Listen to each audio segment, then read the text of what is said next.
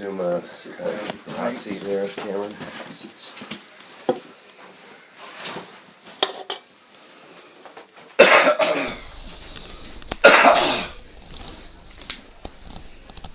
Hey, old man. Yeah, I know. Hey, but my big bushy gray pubes are all clean now. They are? Yeah. You alright? Hey, what's up? You got your food, yeah? No. It's in that other bit where it's Yeah, that little area. Thank you, though. Yeah. Cool. I hang out, you know. Yeah, I'm ready to.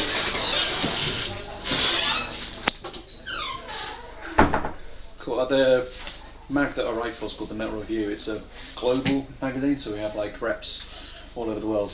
Oh, okay. It's actually based in Australia, so Okay. I've been with them about a year or so.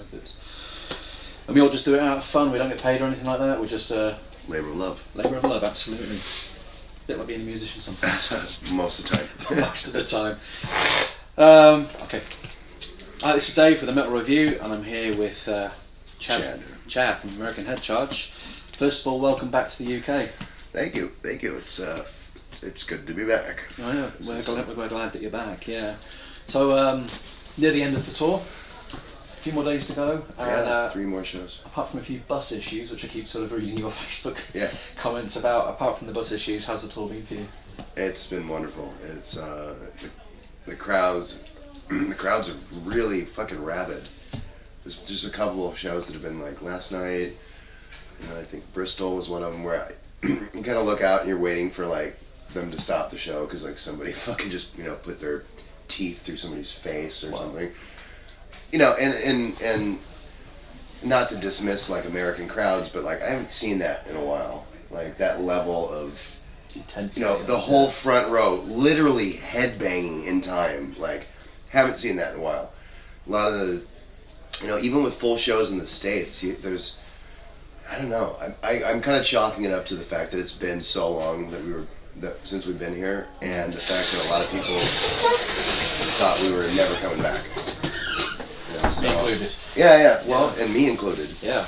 So it I think that adds to the excitement level and that kind of that sense of abandon that's going on, and it's fucking awesome.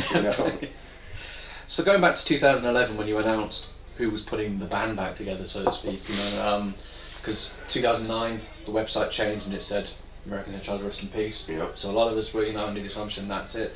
And then 2 years later, suddenly it's like all this chatter on the net that you guys are going to be doing a tour and there's going to be new music. And so who was the sort of the main instigator behind all that? Who was the... Well, I closed down the shop and I reopened the shop, I guess. We just came to a point where we realized that that's gonna fucking drive me crazy. Is there a sign on the outside of the door still? It was here. Oh, I think there it might be. Sorry. Was there and Can you put that back up? Yeah. We'll fix it in post. Yeah. You can pull that phone. Sure. But, Beauty of editing. Yeah. Just trying to finish her up.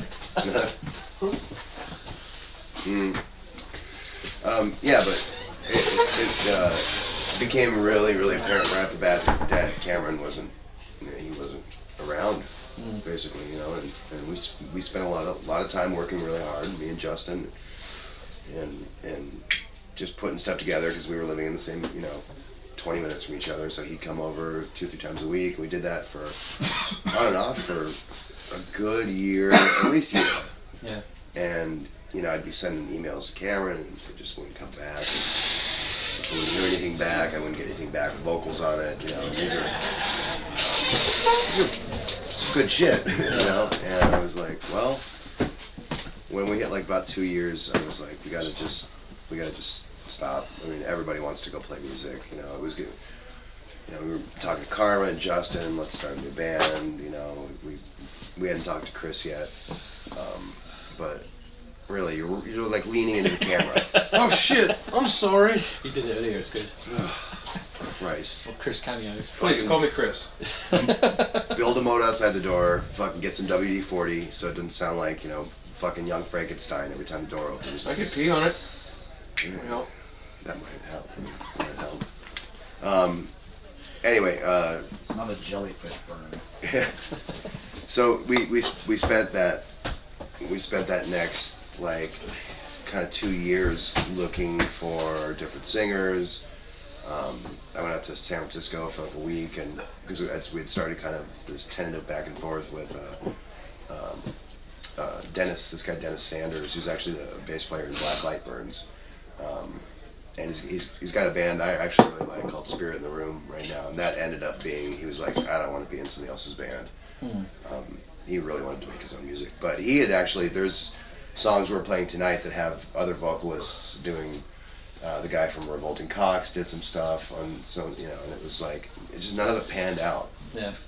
And basically, right about the time where I was just like, what the fuck are we gonna do? Like, we want to find a singer that doesn't, we even did the open cattle call auditions where, send your stuff in, and I created an email account, and it was just horrible, man. It was like, I couldn't have been more specific in like the description of what we were looking for, and it was like, 85% Cameron, like wannabe clones, and then just like, let's see, like 13% of just what the fuck are you doing here, and then there was like 2%. It was like 3 guys out of like 300 submissions that were like workable. Yeah. It's depressing. Yeah. And that they weren't even like, there was nobody that was like, that's the one. Yeah. And no one nailed it. Yeah, and then right around that time, I got an email from Cameron. I hadn't talked to him in 2 years, and there's an email in my inbox, and it's got the little paperclip. I was like, what the fuck? Because Cameron doesn't go online. Click on it, and you get demos sitting in there. Wow. And then the next day there was a couple more, and the next day there was another one. And it just like he had decided to make music again. So. That's exactly how it came back. And as soon as I realized, he had, he was, at that point he was back, above water. That it was just a case of, well, let's see what Chris is doing. We hadn't talked to him in a while. Carm was obviously, we'd been talking, and he was on board, and Justin and everything, and so it was, let's find another guitar player and get going. So. And here we are. Yeah. Pretty much. I kind of asked this question earlier on and kind of answered it off camera, but I'll get it. So, going back to the roots of the band, originally you had many names, Gestapo Pussy Ranch to Flux, which you were known as Flux for quite a sort of period of time before you settled on American Head Charge. Yeah. Was there a reason why you changed from Flux to American Head Charge? I was reading fucking Guitar Player magazine. I was working at a convenience store, and I was reading like Guitar World or Guitar Player or something like that. And in the back they had like the send-in demo reviews of shredder guitar players or whatever. And one of them was there was a band named Flux. And I was like, well, there's that. So we just kind of moved forward from there. Yeah. So a lot of people think that War Art is your first record. And a lot of the hardcore fans who sort of go back and delve to the history of the band, they know Trepanation was your original one. Yeah. Would you like to see that album being revisited or re-released? Trepanation? Yeah. No, it's fucking horrible. What about some of the songs? I mean, I understand why people like it. I understand why people imprinted on it at one point, but dude, it's fucking hard to listen to that record. Yeah. What about if you found the tapes and remastered it, or? Because there's good songs on it, but like you say, maybe it's the recording. It's the recording. It's the recording. It's the fact that our drummer at the time could not play to a click to save his life, and so you could hear loops going, and him just going, no, and it's. I still don't know why we let it go. Yeah. I'm not really sure. I guess we had just gotten used to it playing like that live, and so it wasn't like that big a deal. But there's songs on that record that are painful to listen to. Yeah.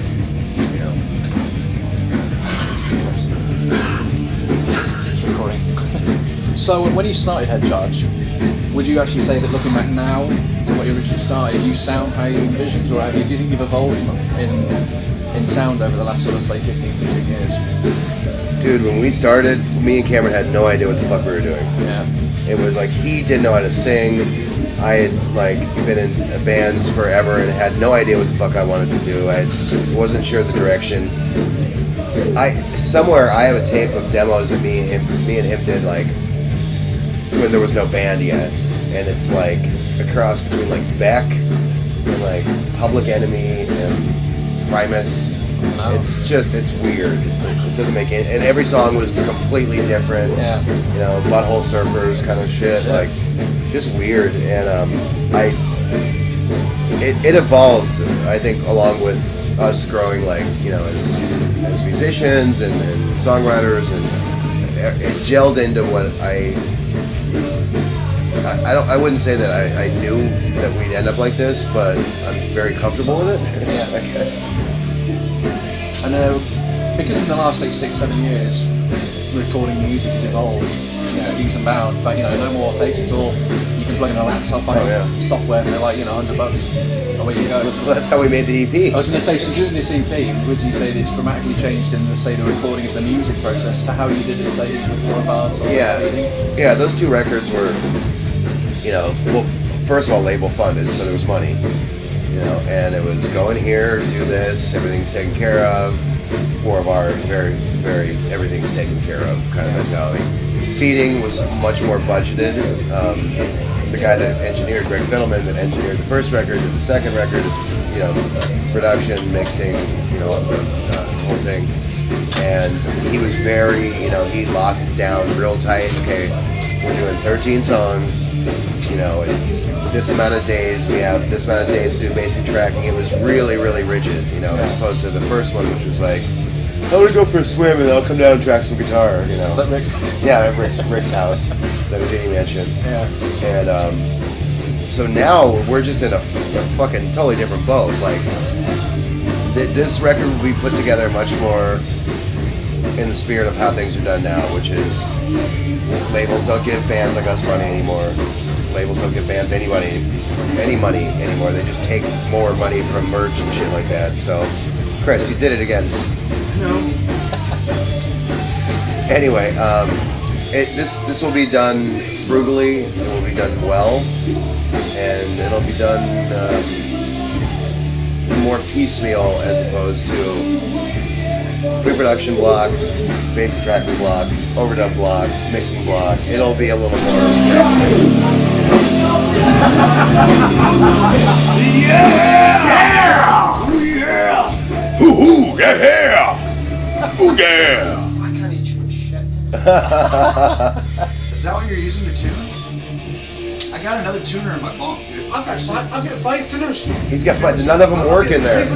See, I'm right next to He's next to the sub. I've got 4 pedal tuners and this guy.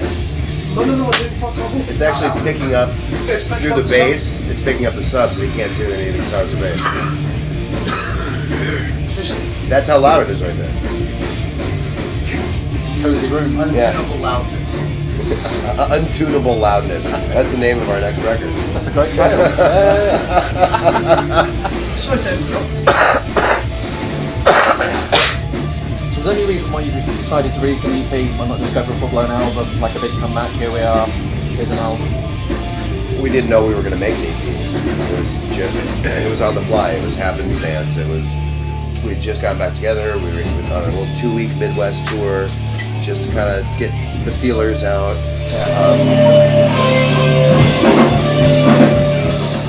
When we started recording, or when we started rehearsing for the tour, we just wanted to put some new stuff in there. It had been a long time. We didn't want to just go back and do the same shit. Yeah. So we just kind of picked these songs out of a pile of songs to kind of supplement the feels of the rest of the songs we had in the set. So we were like, okay, well, we need another slow one. Let's try this new one, Drive. We need something dirgy and heavy. Let's try Sand. We'll pick that one. So we were actually like complimenting our live set for this little 2-week run with new stuff. And then a guy was like, do you want to come record? We're like, okay, we'll take these songs that we threw in the set and do it. Yeah. We didn't think, you know, like, okay, it's going to sound like this, and it's going to start off, you know, the EP is going to come on, and it's going to arc like this, you know, it was just like, here's some fucking songs. Yeah. so there wasn't like a, and I've used this phrase a bunch, there wasn't like a master plan behind it. It was just, we recorded it and they were like, well, okay, let's try to do something with this. Originally the idea was to make like this kind of live EP, but the basic tracking was odd and lacking in certain things, and there was a lot of, there's drum replacement, that kind of stuff, where we didn't have overheads on the drum, on the drum kit and stuff, and just some strange things to deal with, like sonically. Yeah. And then he worked his ass off with this dying cow of a machine that we love and we'll put in a museum sometime. Basically, Pro Tools and putting stuff together, and then we started trying to mix it, and that became a fucking travesty, which is why you have Sugars released, and then almost a year later you have the EP come out, because everybody we handed the mixes to, or at least the hard drive to, and they tried to mix it, it was like they were blind guy throwing darts at the ceiling. It was like it didn't work. Everything sounded anemic and weird, and it was just odd. And Dave Fortman basically saved this EP. It was this close to being in the trash, like literally. Everyone loves a bit of bungle. Oh, there you go. Just bizarre, actually. Today in the Post, the classic Bungle "There's a Tractor in My Balls" t-shirts that Pat wore on the Epic video. There's like a tractor in my balls? It's like a green with the Mr. Bungle logo in green, and it's just got the word "There's a tractor in my balls," and it was the Bungle t-shirt Pat wears in the video for Epic. Okay, yeah. Yeah, actually that t-shirt arrived at my house today. I tracked it down on eBay. What track is redundant? That's what I was looking for. Oh, the one with the clown on the face? No, that's on. It's the end. Wait, that is on Disco Volante. It's on, no, It's on Disco Volante, right? No, it's no, it's on first. One after? First one. What's on this? It's at the end of one Right of the before songs. Squeeze Me Macaroni. Slide your face on my baloney. Such a great record. Dude, this dude in jail, I was in jail, and I was like in Lawrence County lockup. This is right before I went to treatment in Minnesota. Right before I met this guy, and he was on my cell block, and he said, "Have you heard of Mr. Bungle?" I'm like, "No," and he said, "When you get out of jail, go get this record," and I got it, and I listened to it every You learned day. about Mr. Bungle from jail? Yeah. That's pretty cool. Let's put that at the top of the list of things no one ever learns about in jail. Absolutely. So One, then I got Mr. to Bungle. I got to treatment. I bought the record and I listened to it every day, and it was funny because when I met you guys and I found out you loved it, I was like, "Cool, man! Oh yeah, me too. These are awesome." Yeah, no, that first stuff was very, like I said, that disparate kind of idea was Lots of Mr. things. Bungle land, Yeah, same sort of world. Yeah. Cool. Which is a difficult world to kind of get into, and Oh, it's, wow. it's a fucked up place. Yeah, and then when me and Cameron were finally like kind of locking into like what we were kind of starting to do is when we were oddly enough listening to Disco Volante like all the time. Which Like it is was a trip. party, like it was a party record. Like Yeah. we would just get home and like put it on. It's like the most weird, fucked up, cerebral listening like It's ever. that whole bit where he kind of sounds like, the Grandpa Simpson. Oh yeah. Which apparently Don't is... let him know! Yeah. That was, they recorded this whole bit without Trevor Dunn. And Trev Dunn went in, the bass player, and he recorded that vocal on it without them ever knowing. And they went back and listened to like the dailies like weeks after or something, and there was this fucked up like analog over it, which is Trevor Dunn doing the whole thing over it. Because they didn't want to tell him about it. I always thought that in my brain that didn't know what was going on, I always thought that they were making fun of Jim Martin from Faith No More. Don't let him know. It's Don't let him. It's a secret. Send him a fax. But they wouldn't tell me. That's quite apt, actually. Yeah. So when you've on the EP you've recorded the Rock and Roll Nigga cover song from Patti Smith, was there in your mind, if you were going to do a cover song, that probably wasn't the first cover song that popped in your head? If someone said to you, We were actually, we were talking about covers, and originally, I think me and Justin were talking about like Violent Femmes, and I screamed at the band like Mountain, and you're like, "No, we're not." I thought it was because we don't like niggers. says the brown guy. We don't. I'm just kidding. God, that's horrible. That will be taken. Don't pull that out and use that as like the blurb. Yeah. Well, because we hate niggers. Exactly, we hate niggers. Yeah. No, that was Justin's idea. We were just kind of batting stuff back and forth, and he texted me. He said rock and roll nigger, and I was like, oh, that'd be fucking great. We're just trying to think of songs to do on that first tour. Yeah. The last cover songs. We did Burning Inside on a couple tours. We've done Irresponsible Hate Anthem, Filth Pig, and all that shit. So we always, not always, but we pull out a halfway decent cover every once in a while. And I was like, wow, that'd be really cool. And I knew Manson did it already, and it was, I don't like it. You know, it sounds like...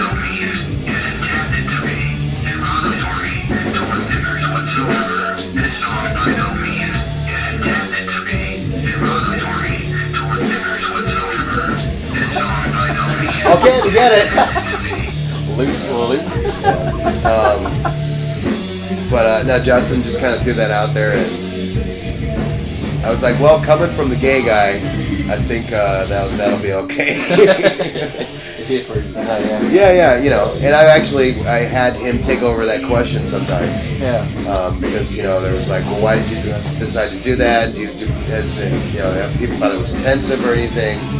And if you go online and look for a couple of interviews, Justin has come up with some very eloquent answers in regards to terminology with nigger and fag and homo and how those words can affect people and how they cannot affect people. Absolutely. So in your opinion, what's the best cover song you've ever heard by a band? Because it's kind of tricky, because some cover songs just sound like balls, you know, they're just rubbish, and then you're like, fucking hell, that's good. Probably, the first thing that came to mind was like All Along the Watchtower, you know? Yeah. I mean, that's where you take something and just turn it on its head and just electrify the fuck out of it. I don't know. God, that's a weird question. I've never been asked that. The other day I heard Limp Bizkit's new, because you remember at Woodstock they played Thieves. Yeah, well, I just read the Al Jurgensen I just biography about him going in the studio with Fred Durst. Yeah. He keeps hitting the Thieves button. Fred goes in there and starts singing and comes back out. He's like, dude, it doesn't sound like you. Yeah. He's like, it says Thieves. This is the button I press at the show. What the fuck do you want? Yeah. You go back in there. And he did you read that? No, I've heard. Oh, he keeps. So he says, why don't you take your clothes off and just go in the booth and just try to, you know, channel your inner Al. And Al's like drunk and has, was it $20,000 in cash or $10,000 in cash to do this job. He just doesn't care and hates the guy. And This guy's got to get in here. all right. Jerry's got to get in here. All right. Anyway, all read right. the book. For Christ's sakes, it's amazing. Okay, 2 last questions. Yeah. You're stuck on a desert island. You've got an iPod that's on solar power, so it's always going to run out. But you've only got allowed to take 3 albums with you. What 3 records would you take? Kiss Alive 2, Public Enemy,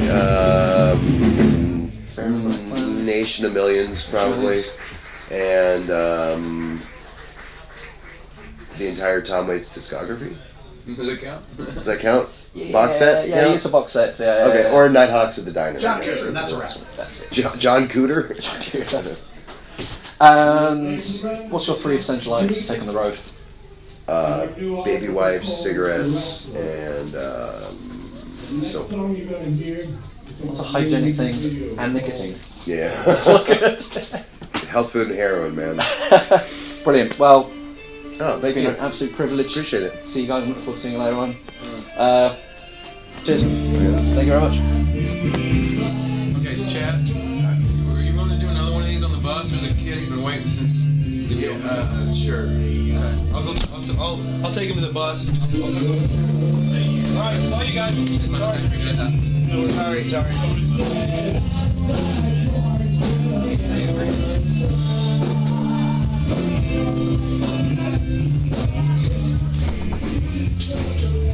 I was like, like, wait a second, that just makes That's fine, sense isn't right it? there. Oh, I saw the picture. There's a hat. Yeah, it's good. Travelling out. Yeah, I've done him a few. Oh yeah, the dog. Is that a real dog? Yeah. That dog is pissed. I know, it's pissed off. It looks like I'm gonna eat you. Do you know how long it took me? I kept going like this, and he's like, Oh yeah, done one on his head, Sounds done one on his head. He actually looks humanistically angry. yeah, he's not happy. He was old as well, so he's just like, fuck off. Fuck you, I can't. I'd bite you, but I hurt.